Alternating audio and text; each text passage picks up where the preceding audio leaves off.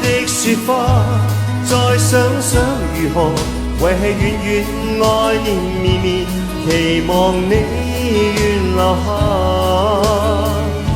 送你一份的雪花，猶如心中的說話，能在偶遇嗎？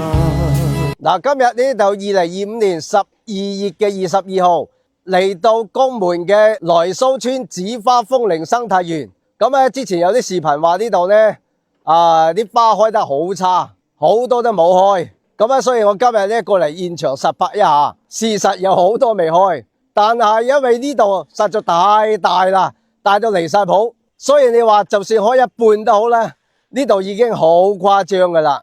咁啊重點係佢呢度唔使錢啊，只需要俾10蚊嘅停車費咋。我身後邊呢度已經有一大片啊開得好茂盛噶啦。咁呢度呢唯一一個缺點就係乜呢？好多啲咁嘅電線所以喺影相嘅時候呢有少少美中不足咯。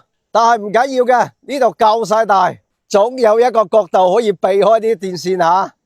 同埋啲由停車場行上嚟有少少吃力，少少啦，起碼要行20幾分鐘啊，先上嚟山頂呢度啊。山頂呢度啲花先至開得最靚噶，趁依家唔使錢，快啲嚟做佢啦！嗱，富哥平時介紹咁多好話好食嘅地方俾大家，如果大家出嚟食飯，記得嚟我間都會山莊啊！我哋都會山莊專食新鮮無花果雞，我足足俾咗成2斤嘅新鮮無花果嚟煲湯，啖湯又潤又清甜。我喺都會山莊等你哋啊！